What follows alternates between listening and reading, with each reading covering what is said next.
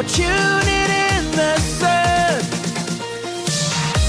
This is TFM. Get ready to rock. From AM to PM. Come on. Let's talk. TFM 95.4. Let's talk. Live on TFM and the TFM Facebook page. This is the live feed of TTV. Let's talk.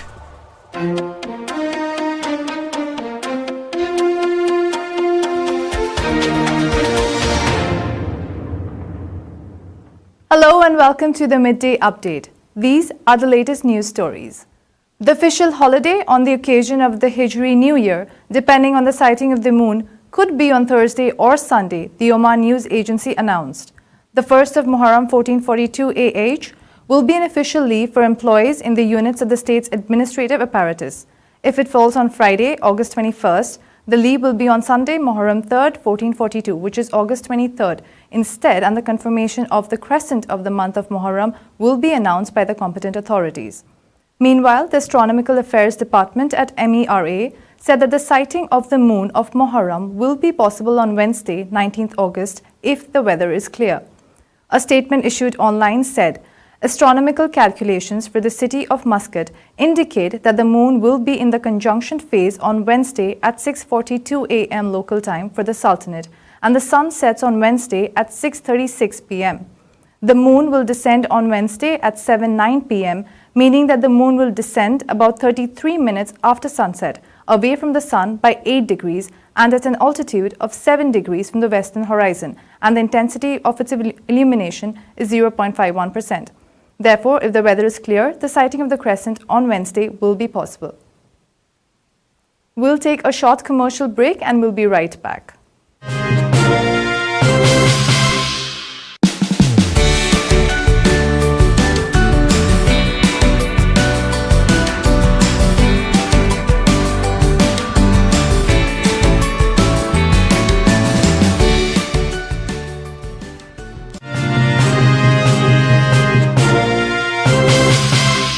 Welcome back to the Midday Update. Let's proceed with the rest of the news stories. The second phase of the National Investigative Survey on the COVID-19 infection in the Sultanate conducted by the Health Ministry began on Sunday. The 10-week study will be conducted in 4 stages, each lasting 5 days with intervals of 2 weeks between the sessions. The first stage contributed to explaining the mechanism of survey, which deals with selecting individuals of different age groups from among citizens and residents who participate in the survey in all governorates of the Sultanate. The participants will be picked up in random in order to avoid statistical bias in specimens and thereby promote the probability of generalization of results of the survey. The participants selected for the survey will receive a text message from the Ministry of Health notifying them that they have been selected and to take their preliminary approval. The participants will then be directed to the nearest health establishment to take their written approval. Demographically, data will then be collected via Tarasud Plus program, after which the blood group of the individuals will be taken rather than the nose-drawn specimen. The first stage indicated that the survey was well received in society, which is an evidence of a high sense of responsibility among individuals and communities. This will guarantee the realization of desired objectives of the survey's subsequent stages. The Ministry of Technology and Communications (MTC) has just issued accreditation certifications to 2 companies after delivering security assessment services as part of the MTC's accreditation program for IT service providers. More companies are expected to be added to the list to receive the exclusivity of providing the accredited services to the government administrative units. In this regard, the Ministry accredited Oman Data Park and the National Security Services Group as the 2 companies providing security assessment services in the Sultanate. The accreditation program is a comprehensive program established by MTC to assist in boosting the national economy. It aims to standardize and enhance the quality of delivered IT services in the Sultanate and to provide job opportunities for Omani startups. The program targets all IT service providers in the Sultanate who wish to provide their services to the government administrative units, including national infrastructure companies and government-owned companies. More than 96,000 expatriates have left Oman in a month, according to the National Center for Statistics and Information.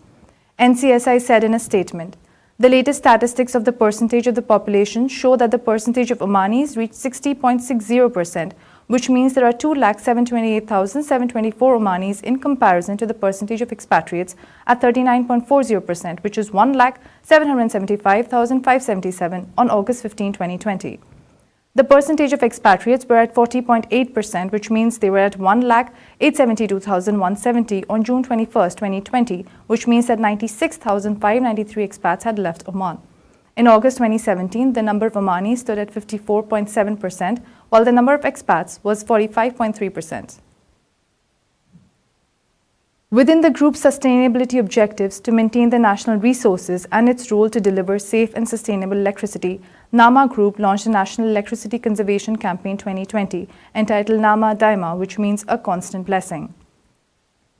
The campaign is one of the group's key programs under the environmental pillar of sustainability policy. Through the campaign, Nama Group intends to promote awareness among its customers on the electricity conservation fundamentals and build a culture on the importance of preserving and sustaining energy resources that contribute to the sustainability of national resources. The campaign is being driven by all Nama subsidiaries targeting all categories of the society across the Sultanate. The project in 2020 will focus on cost-reflective tariff customers. The project will include a set of media campaigns and awareness messages to be broadcasted in different media. This has already begun from July and will continue until December 2020. The project will also include launching awareness workshops for the targeted customers to come up with results and joint solutions to enhance the sustainability in the environmental, social, and economic fields on social media platforms, which include design and build eco-friendly houses, introduce high-efficiency devices, the impact of behavior in electricity conservation. Furthermore, Nama Group presents an internal campaign for its employees with the aim to conduct internal initiatives to support in reducing the consumption of electricity, water, and paper in the offices. This is in line with the GRI standards showcasing indicators on how organizations utilize electricity, water, and paper annually and finding solutions to reduce their consumption. Those were the news stories. We'll take a quick break and then we'll be back to talk about the economic impact of COVID-19 in Oman.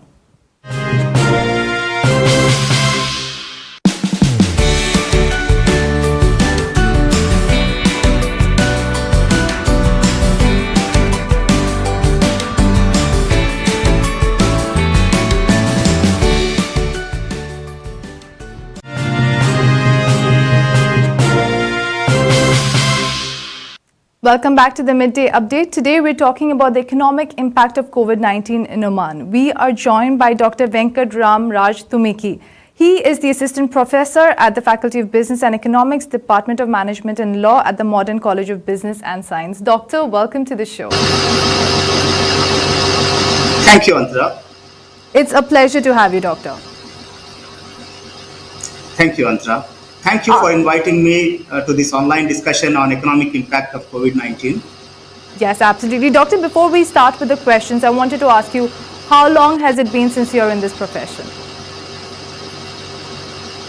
Antara, my career started around 22 years ago, refrigerator bottles, after completing my MBA. Wow. Then I progressed in my career managing sales teams and the channel management. There I found interest in research and teaching and migrated into this field. 10 years ago, after completing my PhD, I joined Modern College of Business and Science, and since then, I am working there as a professor and researcher in marketing. Right. And Doctor, what is the best part about what you do? What do you enjoy the most? Whenever I research, that is the thing I do. Means when I feel sleepy, I start doing research or thinking critically about a situation. Finish, my sleep goes off. That's the best part of my day is when I'm doing research. That is good to hear, which is why you've got such an amazing paper out. So Doctor, let me ask you, what made you and Dr. Hisham start writing this paper?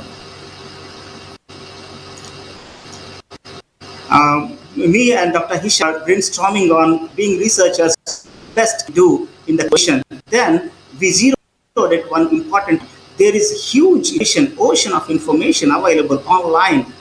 But for a common reader, maybe a student or a manager in a company, this information may confuse them more while giving information. So what we thought is we will compile everything, put it in a simple form in a very simple, understandable form. For example, economic impact of COVID on an economy is a complex thing. Thought we will simplify it, compile the data, and then we came up with this paper, Antra, and we presented this research paper in third International Research Conference organized by American University in the Emirates. Modern College of Business and Science is the only college from Oman to participate in this.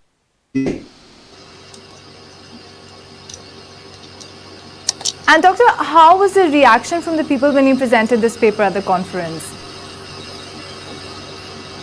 People really appreciated the way concepts are simplified. For example, when we say tourism is affected, people cannot comprehend and understand in what way did it affect. And what we did is we just simplified. For example, let me tell you, Antra, let me take Salalah Tourism Festival. Salalah Tourism, 766,000 tourists visited in 2019, and the revenue of around 76 to 77 million Omani Riyals revenue was generated. It was estimated that in 2020, around 800,000 visitors would visit Salalah Tourism Festival, and a revenue of around 80 million Riyals was generated, but not even a single visitor visited, not even a single Riyal generated. So when we said the impact in simplified terms, people really enjoyed it. Yes, if you can put it to people in a way that they would understand, I think it has a greater Exactly. impact. So, Doctor, tell me, what were Exactly. your key findings?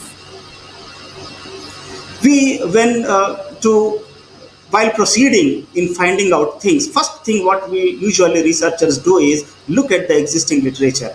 Literature written around 35 years ago said that crisis improves organizational capabilities. For example, if you look at Emma is a snow cyclone that impacted UK retail and logistics sector for around 5 months. And if you recall that situation, the retail sector and logistics sector, they improved their transportation and storage facilities. So the literature says that crisis helps in improving the situation, and that all same came across after 35 years now, the current crisis.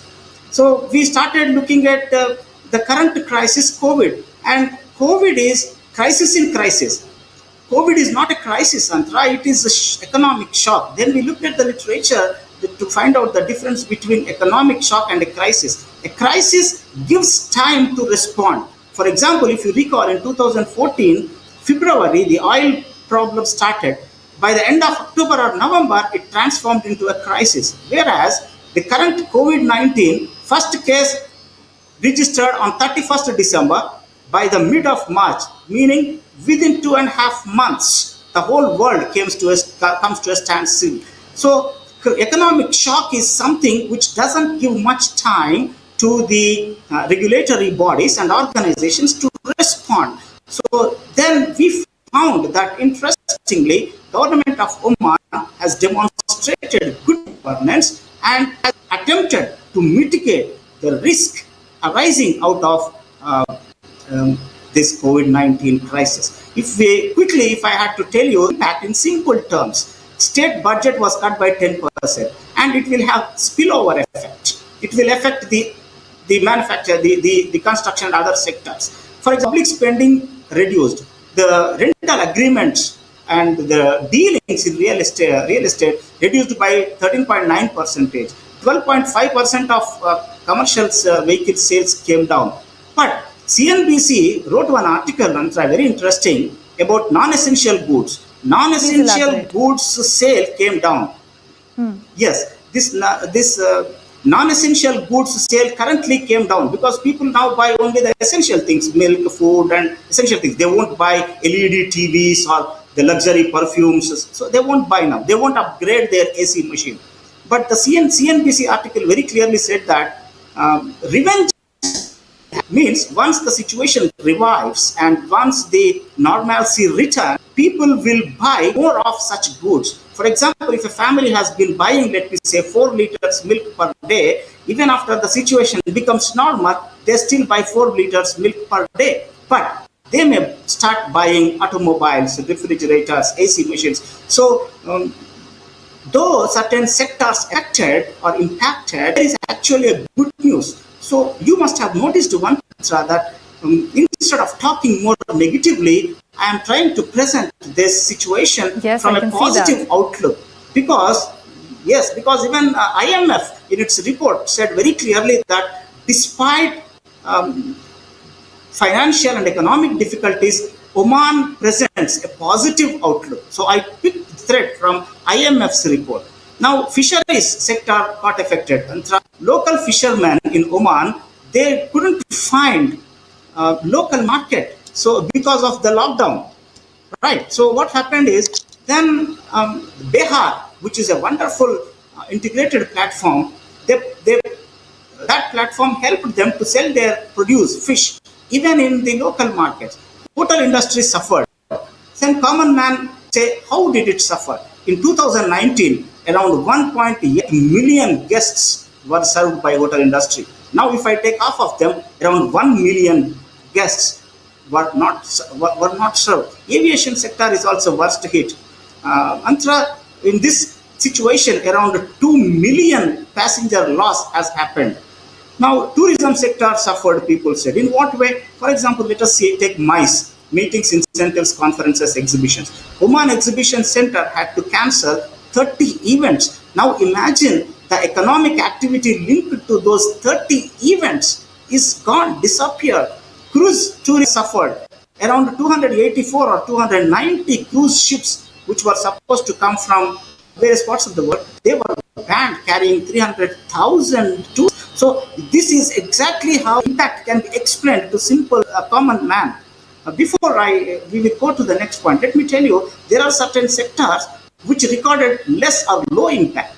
That is something which I wanted to explain to you. For example, cement manufacturing, if you take, cement manufacturing did not get affected a lot. Look at them. I will tell you, cement manufacturing, medical equipment manufacturing, education sector, logistics sector, and fisheries. These five sectors, they did not suffer as equally as suffered by other sectors. Then I found one common thing in them, that is, during the difficult times, these sectors innovated. So that is something very interesting. I will tell you what, and also see, cement manufacturing, the raw material is sourced from local sources, and local logistics did not get disrupted. Now you see, the companies now should redesign their business model, try to procure locally. We will also manufacture. They innovated. They started using 3D printing method in manufacturing PE kits, because you see now more medical equipments are required. So education sector, let me take my Modern College of Business and Science as a good example. We have, we are pioneers in adopting 100% online education. We have taken all academic processes online, right from distribution of material to teaching to discussion forums, quizzes, assignments. Everything now happens at Modern College of Business and Science online. But it's a very effective way. Last 6 years, I have been teaching online for MBA. So we have been proactive. So those managers who are proactive will now have least impact. Also, but here we should remember one thing, that we need to build the skill. Currently, me and again Dr. Hesham, we are doing a research on identifying the skill gap between the online education, learning and teaching, and the conventional method. So if in this way, if we see, there have been an impact of COVID-19 on various sectors, explained in simple terms, Antara. Doctor, you've really gotten in depth with the research. How long did it take you to write this? It took around 14 days, 15 days to write 14 days this. of intense research. Day in and day, hours together, per day, 7 hours, 8 hours, because it's difficult. For example, we need to look at the sources and collect. For example, I read a report which runs into tens of pages, but I take one data from it. So Right. read extensively and then the data and try to read it as from the common man's perspective. So it took around 2 weeks, 2.5 weeks to complete this paper. I still Alhamdulillah, we think came that's up with a good excellent paper. time. Doctor, we'll take a quick break on this note and Yes. we'll be back with more questions.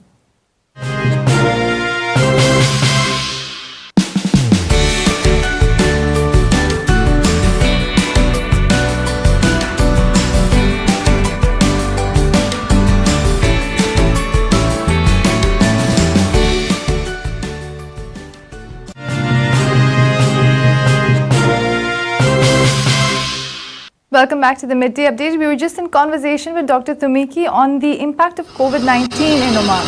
Doctor, so we were talking about the impacts COVID-19 has had. I want to understand, where did you source your data? Yes, the source is a very valid question that you asked, Antra. The source is valid, the information will be valid, and the analysis will yield good conclusions. So we looked at health data. For health data, we sourced from ECDC, European Control of Disease Prevention, ECDC, yeah, European, yeah. And this ECDC, I can say, is it works under the aegis of European Union, and the data related to impact and the coping strategies was collected from multiple sources. We looked at around more than 60 sources. Newspapers, if I take extensively, we refer to local newspapers. Times of Oman has extensively contributed to our research, thanks to Times of Oman and the updated information that they give to the people of Oman. Times of Oman I have accessed along with other local newspapers, and then I accessed the regional newspapers from UAE and global was from UK and other places. Coming to reports, the Supreme Council and then Oman West is one of the biggest investment companies in Oman. Oman West continually conducts market studies. Their Uber Capital report is very much valid.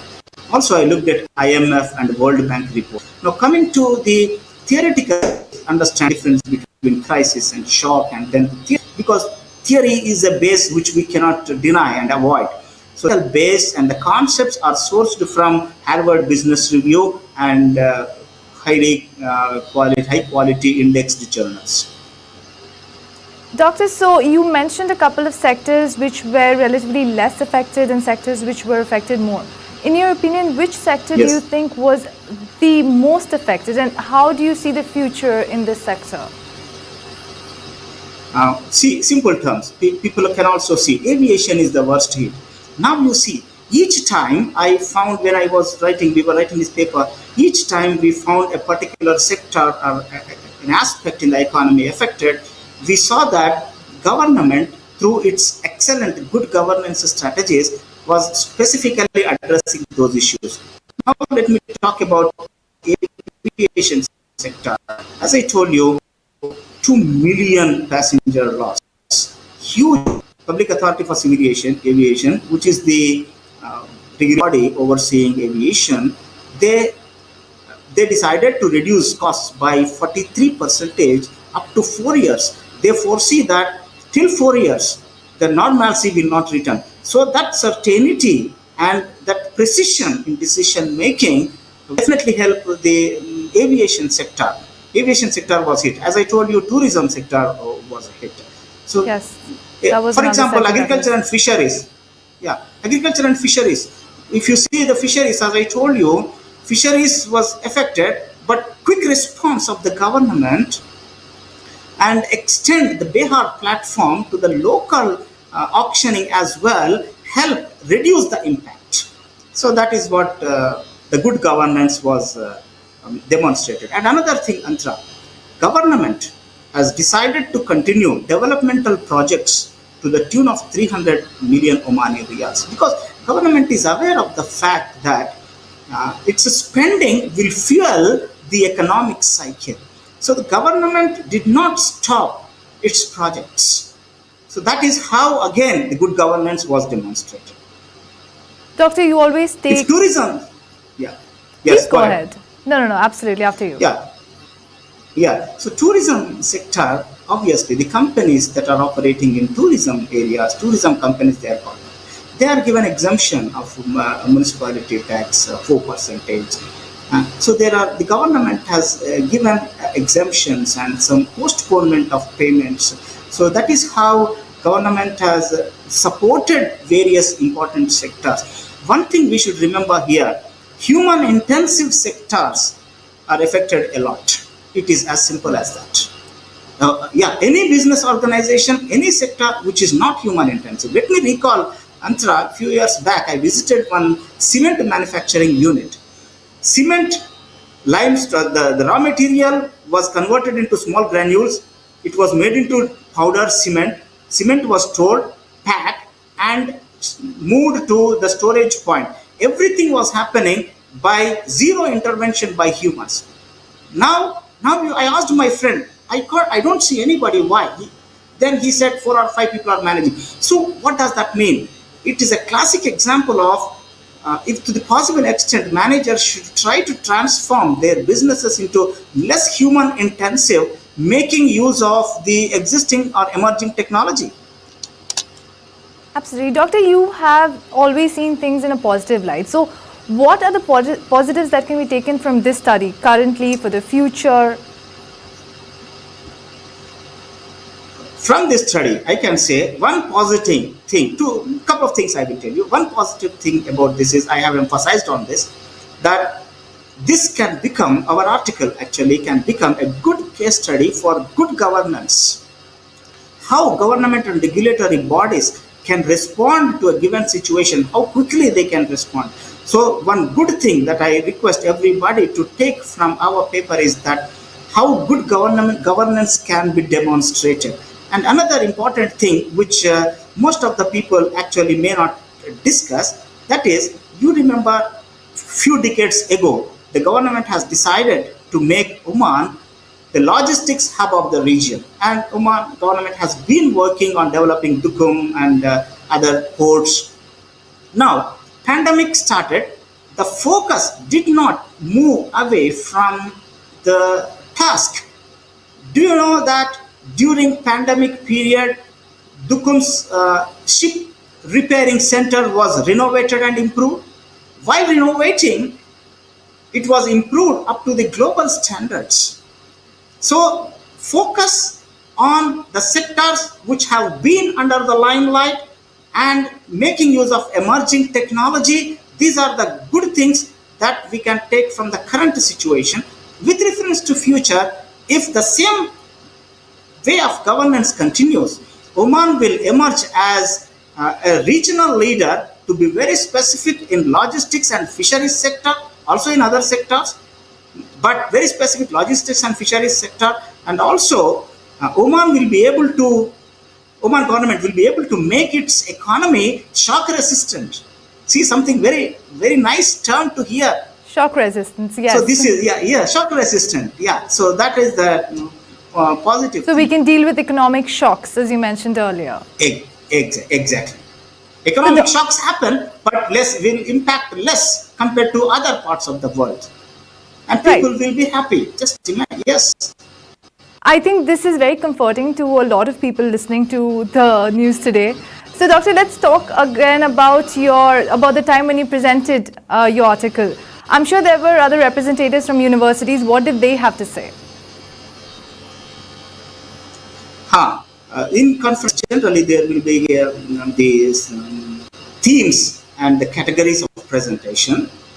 So ours was under impact of or effect of COVID-19. In our category of presentations, there was one paper from Slovakia, one from Morocco, and a couple of them from UAE. They were talking about the spread of pandemic, or when the pandemic will come down, how it will affect the financial index.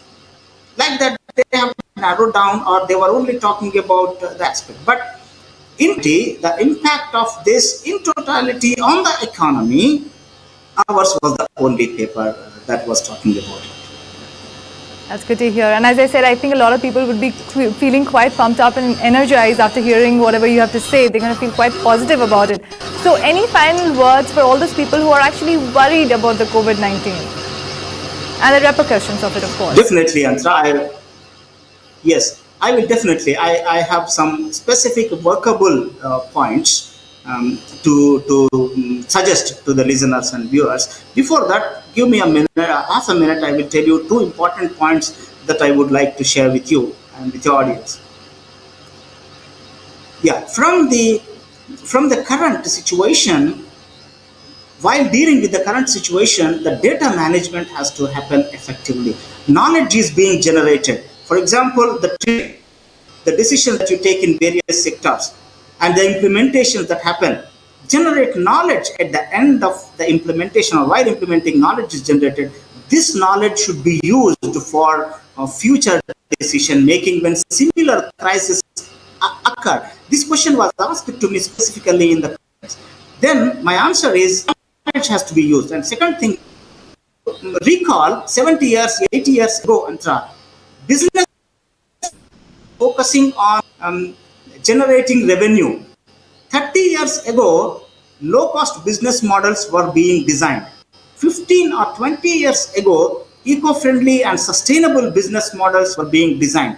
Now, it is the high time for the researchers, for the practitioners to come up with shock-resistant and crisis-resistant business models.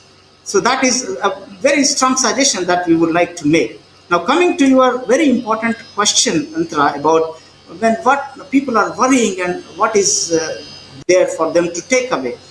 Then, let me categorize them into three: employees, managers. So let me take employees. Dear employees, in the current situation, stay relevant in the organization. See, that is something very important. Let me be even very in simple terms.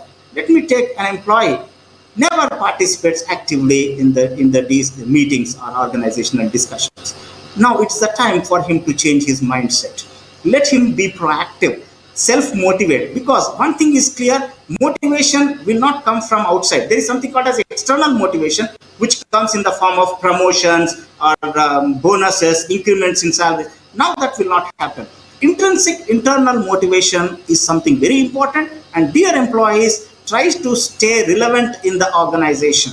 This is a specific suggestion to employees. And the managers, I would like to suggest very clearly, dear managers, you have better use non-monetary motivation techniques. Dear managers, I will suggest you one motivation technique which costs 0 riyals. Wow, 0 spending, and you can still motivate your people. Yes, here is the suggestion: transparency and being fair with the employees. Period. Your workers are more satisfied and they contribute their best.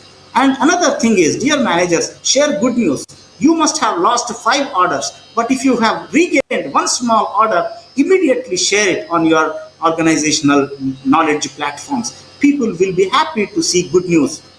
This is for the managers. And for students, dear students, you have to rebuild your skill and you have to relearn certain concepts in your domain. For example, if you are studying marketing, you slightly move away from conventional method and try to see how this function will be performed in the post-pandemic period.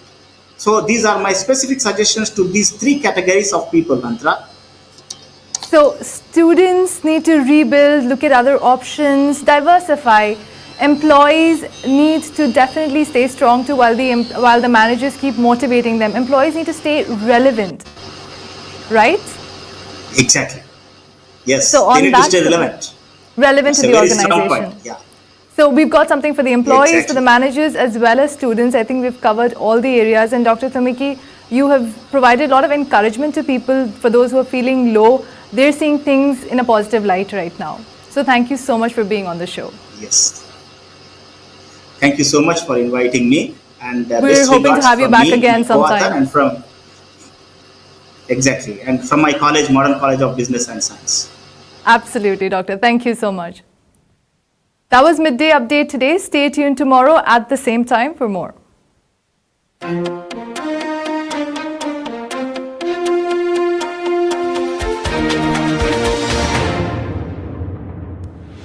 You've just heard the live feed from the TTV studios on TFM 95.5.